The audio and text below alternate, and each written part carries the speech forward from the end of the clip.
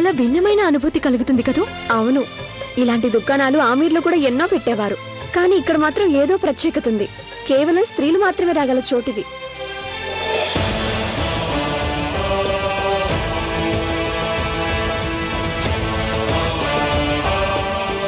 హుజూర్, ఒకసారి ఇలా చూడండి. షహన్షా గారు, ముందుగా నా దుకాణానికి వచ్చి దాన్ని పవిత్రం చేయండి.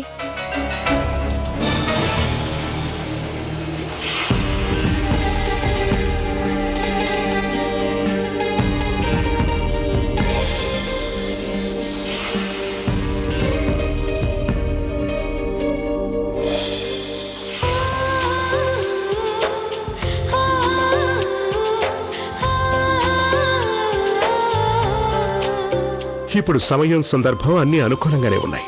అయితే ఈసారి మీరు మా కోసం మీనా బజార్కి ఏం తీసుకొచ్చారో చూపించండి. హిందూ దేశపు సాటిలేని కళాకారులు నేసిన దుప్పటాలు తమ కోసం ప్రత్యేకంగా తెప్పించినవి. నిజమే, వర్ణించలేనంత అందంగా ఉన్న ఈ దుపట్టాలు మా ముగ్గురు ప్రత్యేకమైన బేగంల కోసం 3 దుపట్టాలను సిద్ధం చేయని రుకయ్య. తప్పకుండా షెహన్షా. ఇదిగోండి షెహన్షా గారు, వెండి బంగారం తీగలతో అందాలకే దుప్పటాలు. ఇది ఆకుపచ్చ, ఇది తెల్లది, ఇదేమో గులాబీ రంగు.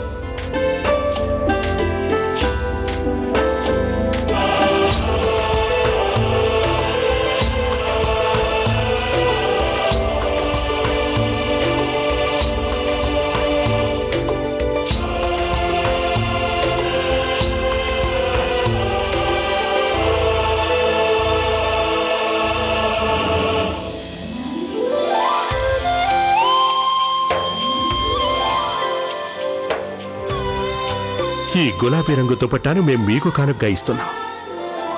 తమరి నవ్వు చూస్తుంటే ఇదేదో అమూల్యమైనదిగా అనిపిస్తోంది. దేని మీద షెహన్షా గారి దృష్టి ముందుగా పడుతుందో దాని విలువ కూడా చాలా ఎక్కువగానే ఉంటుంది. కొంచెం ఆలోచించుకోండి, ఈ 3 దుప్పటాలు చాలా ఖరీదైనవి.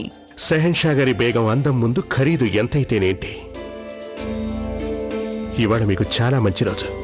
ఇవి ఎంత ఖరీదైనా కూడా ఆ సొమ్ము మీకు చెల్లించబడుతుంది. నిజంగా ఇదే అన్నిటికంటే ఖరీదైన కొనుగోలు కాగలదు. శుక్రియా షెహన్షా.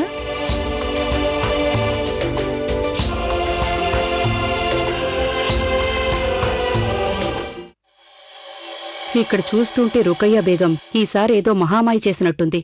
వచ్చిన వాళ్లంతా ఆవిడ దుకాణం దగ్గరే గుమికూడున్నారు. లేదు హుజూర్, ఈ దుకాణం రుకయ్య బేగంది కాదు. అలాగా? ఇంకెవరిది? తమరదే అనుకోండి. యా అల్లా! జావీదా, ఈసారి ఏ ఘనకార్యం చేసిందో పిచ్చిపిల్ల. మహామంత్రి గారు, తమరు జావిదా బేగంని ఎప్పుడూ అంత తక్కువగా అంచనా వేస్తారే? ఒకవేళ ఆవిడ ఈసారి ఏదైనా అద్భుతం చేసుండొచ్చుగా. ఏ అద్భుతాలు చేసిందో అనేగా నేను భయపడుతున్నది. కోతికి కొబ్బరికాయ దొరికితే చాలా ప్రమాదకరం. అది నీకు అర్థం కాదులే రేషం. ఏం చేసిందో ఏమో. రండి రండి, చూడండి. కేవలం 5 మొహరీలకు ఇంత గొప్ప వస్తువు ఎక్కడ కూడా దొరకదు మీకు. రండి, వచ్చి చూడండి. మంత్రముగ్ధుల్ని చేసే మహామంగ చిరునవ్వులు చిందించే పటం. ఇది మీ గదిలో పెట్టుకుంటే మీ గదికే మరింత వన్నె వస్తుంది. రండి, వచ్చి కొనుక్కోండి. జావీదా! అత్తయ్య గారు! జావీదా, ఏమిటి పనికిమాలిన పని జావీదా? పనికి మాలింది కాదు, ఇది ప్రేమ కానుక. అది కూడా మీ ప్రేమ. ఆ ప్రేమని ఈ పటంలో బంధించి పెట్టాను నేను. చూసుకోండి, చిరునవ్వు చిందించే మీ పటాన్ని. నాకింత గొప్ప ఆలోచన వచ్చినందుకు మెచ్చుకోండి అత్తయ్య గారు.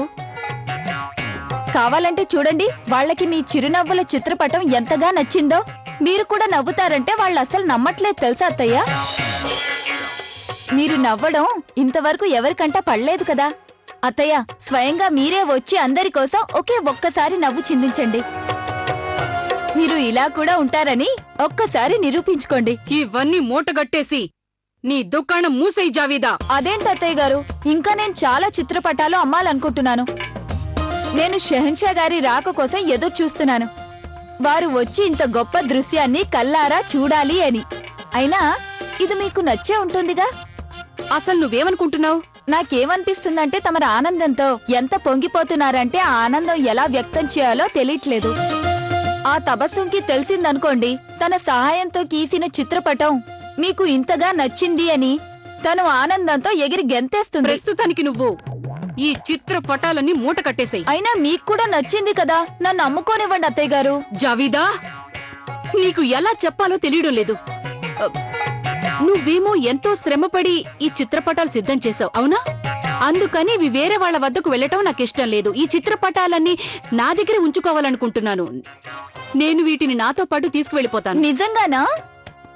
అయితే సరే.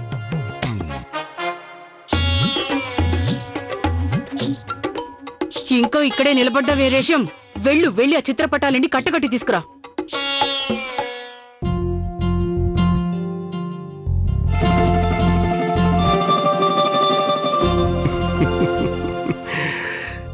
చాలా గొప్ప అత్తరు తెప్పించారు మీరు.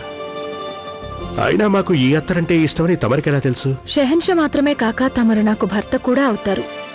ఇక భర్తకి ఏది ఇష్టమో ఏది కాదో భార్యలకి తెలియడం చాలా ముఖ్యం. ఇంతటి విలువైన కానుక ఇచ్చినందుకు మేం కూడా మీకు కానుక ఇవ్వదలిచాం. తీసుకోండి. శుక్రియా.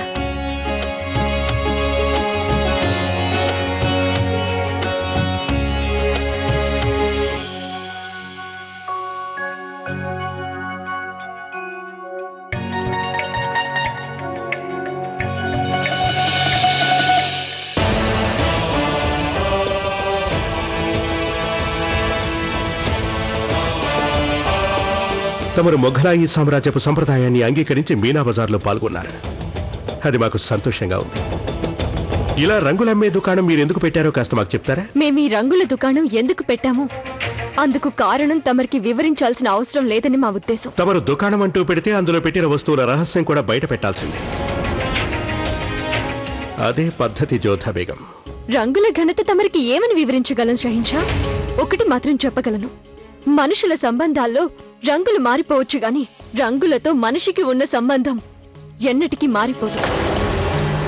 నా జీవితంలో రంగులు సదా ఉంటూనే వచ్చాయి, ఇక ముందు కూడా ఉంటాయి. రంగు జీవితానికి ప్రతీక లాంటిది. అలాగే సృష్టికి కూడా అదే మూలం. రెండు రంగులు పరస్పరం మిళితమై మరొక కొత్త రంగు సృష్టిస్తాయి. అయితే ఆ రంగులు పరస్పరం కలుసుకున్నప్పుడు ఒకదానికొకటి కళంకంగా తయారవుతాయి. మనిషినైనా వస్తువునైనా రంగు ఒకే ఒక క్షణంలో దాని తత్వాన్ని మార్చేయగలదు.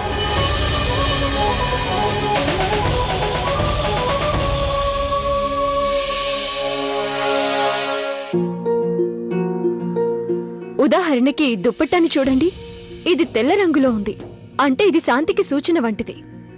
అయితే దీని మీద వేరొక రంగు పడినప్పుడు దీని అసలు అర్థమే మారిపోతుంది.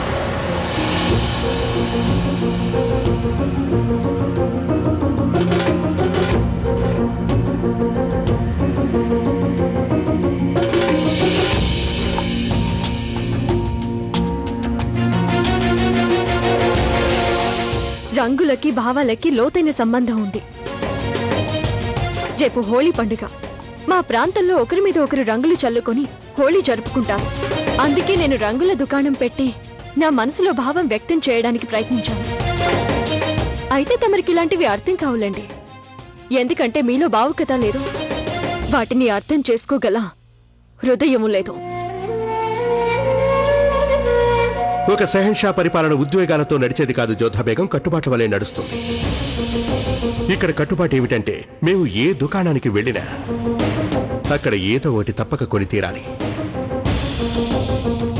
వినండి, ఆయనకి ఏ రంగు కావాలో అది మొత్తం ఇచ్చేయండి. మేము ఇక్కడికి తీసుకోవడానికి కాదు, కొనుక్కోవడానికి వచ్చాం జోధా బేగం. తమరు రంగుల గురించి మాకు ఎంతో బాగా చెప్పారు. అందుకని మీరు ఇక్కడ పెట్టిన అన్ని రంగుల్ని మేము కొనేసుకుంటాం. ఇంకొకటి కూడా వినండి జోధా బేగం, తమరికి రంగుల గురించి చాలా బాగా తెలుసు, కానీ వాటి విలువేమిటో తెలియదు. మేము రుకయ్యా బేగం దుకాణంలో 3 మేలి ముసుగులు కొన్నాం. వాటిలో 3వ దాన్ని మీకోసమే కొన్నాం. శాంతి సూచకంగా మేము ఈ తెల్లని మేలి ముసుగుని తమరి కోసమే తీసుకొచ్చాం. కానీ మీరేమో దానికి రంగు పూసి దాని భావాన్ని మార్చేశారు. మాకు భావోద్వేగాలు లేవని మీరు సరిగ్గానే చెప్పారు, కానీ ఒక షెహన్షా అయినందువల్ల మనోభావాల్ని మేము అర్థం చేసుకోగలం. రేపు హోలీ పండుగ. అంటే రంగుల పండుగ. మొఘలాయిలకి ఆ ఆనవాయితీ లేకపోవచ్చు కానీ అతిథి ఆఖరి కోరిక తీర్చడం మా సంస్కృతిలో ముఖ్యమైనది. అందువల్ల మేము హోలీ జరుపుకునే అనుమతి మీకిస్తున్నాం. కానీ అది జరుపుకునే పద్ధతి వేరొకరి తలరాతని మార్చగల కారణం కాకూడదు. అందువల్ల మేము ఈ దుకాణంలో ఉన్న మొత్తం రంగుల్ని కొనుక్కుంటున్నాం. ఇక రేపు హోలీ సందర్భంగా మేం తమరికి కానుక రూపంలో ఈ రంగులనే ఇస్తున్నాం.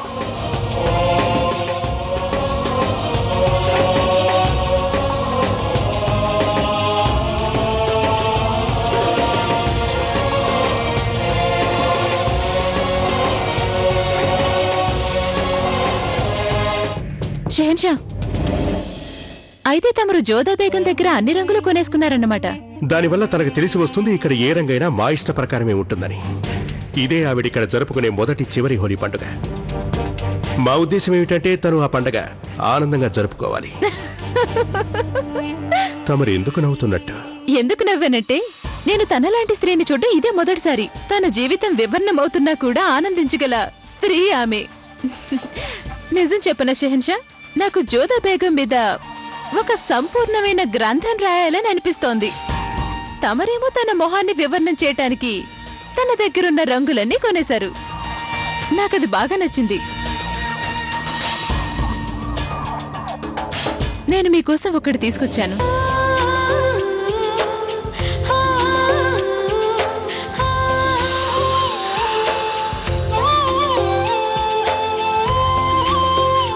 ఇక మేము వెళ్ళటానికి అనుమతినివ్వండి.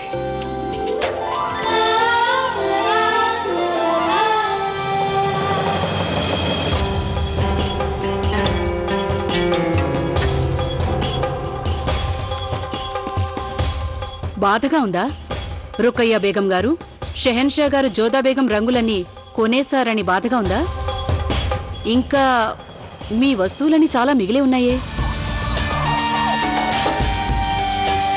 మేము ఈ సామ్రాజ్యంలో ఒకే ఒక్కరం, సదా మిగిలే ఉంటాం మేము. ఇక రంగుల సంగతి అంటారా? షెహన్షా తన జీవితాన్ని వివరణం చేయాలనుకుంటున్నారు. అలాంటి వారు తమ రంగుల్ని కొన్ని అమ్ముకుంటే అందుకు నాకు ఎలాంటి అభ్యంతరం లేదు.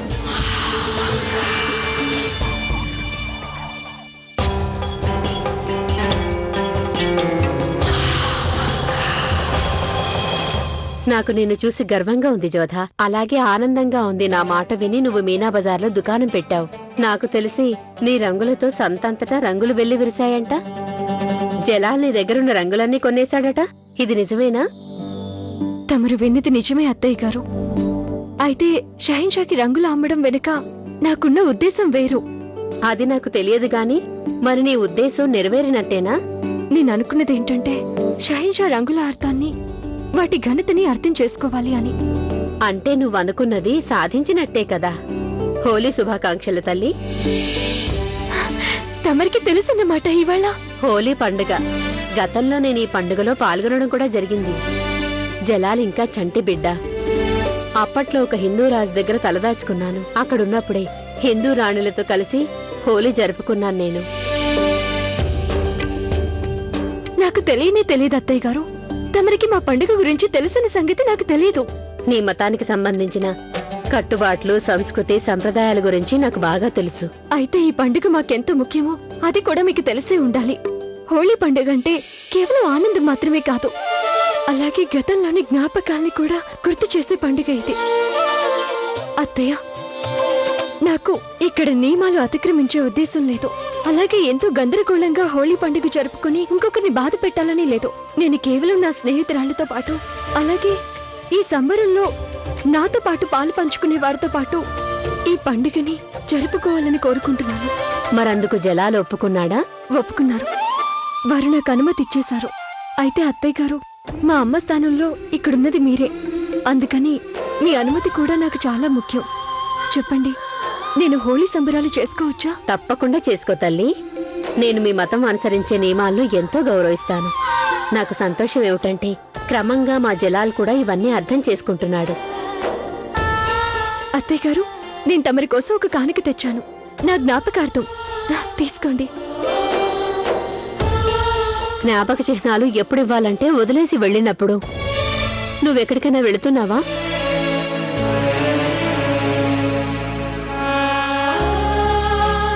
సంతానాన్ని ఆశీర్వదించడానికి తల్లిదండ్రులకి ఎలాంటి కారణము ఉండనక్కర్లేదు.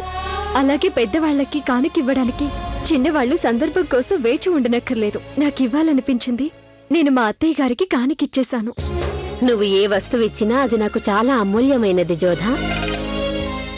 ఈ కానుక నేను చాలా జాగ్రత్తగా ఉంచుకుంటాను.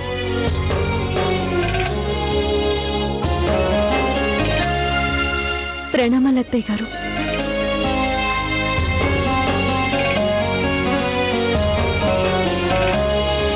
అసలేమనుకుంటున్నారు మీరంతా? మీ మతం స్త్రీయే ఇక్కడికి ఒక రాణిగా వచ్చేసింది కదా, దాంతో మీ తలరాత అంతఃపుర నియమాలన్నీ మారిపోతాయి అనుకుంటున్నారా? ఒకటి బాగా గుర్తుంచుకోండి మీరంతా, ఇక్కడ మీరు ఆగ్రాలో ఉన్నది మొగలాయి సామ్రాజ్యానికి సేవ చేయడానికి. మీరు ఏ మతం వాళ్ళో, మీ పండుగలేమిటో, సంస్కృతులేమిటో అవన్నీ నాకు పూర్తిగా అనవసరం. నేను చెప్పేది అర్థమైందా? మీలో ప్రతి ఒక్కళ్ళు ఇదివరకు ఎలా పనిచేసేవారో అలాగే ఇప్పుడు పనిచేయాలి. మళ్ళీ ఇంకొకసారి మీకు గుర్తు చేస్తున్నాను, మీ అందర్నీ ఇక్కడ మొగలాయి సామ్రాజ్యంలో పండుగలు పబ్బాలు చేసుకోవడానికి కాదు, పని చేయడానికే నియమించాం. మా ఆజ్ఞల్ని కనుక అతిక్రమించే వారికి ఎలాంటి శిక్ష పడుతుందో అది మీ అందరికీ తెలుసు. ఇక్కడి నుంచి అందరూ వెళ్ళిపోండి.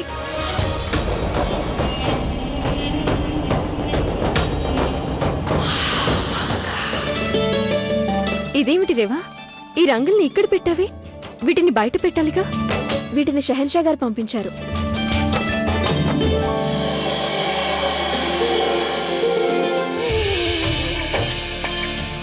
అరే, ఎందుకు మీరంతా కంగారు పడుతున్నారు? ఎవరికి ఏ ఇబ్బంది ఉండదు. మనమంతా ఇక్కడ హోళీ జరుపుకుందాం. పైగా ఇదే ఇక్కడ నాకు కూడా. మాకు తెలుసు రాణిగారు, ఇదే తమరికి ఇక్కడ తొలి హోళీ పండుగ. మాకు కూడా ఈ పండుగ చేసుకోవాలనుంది.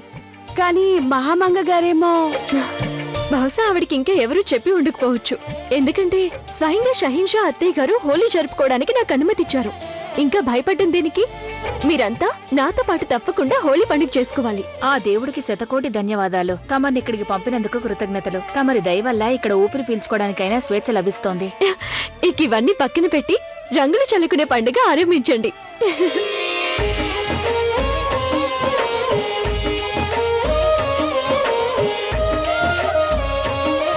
రేవా,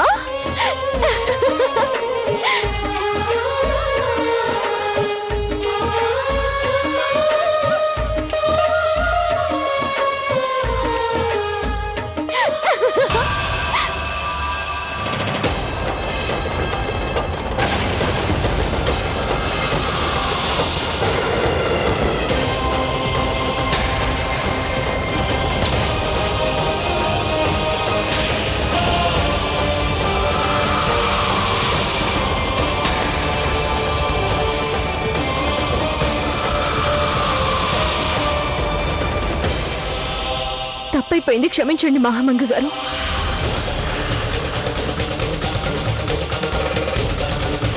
నేను కావాలని మీ మీదిలా.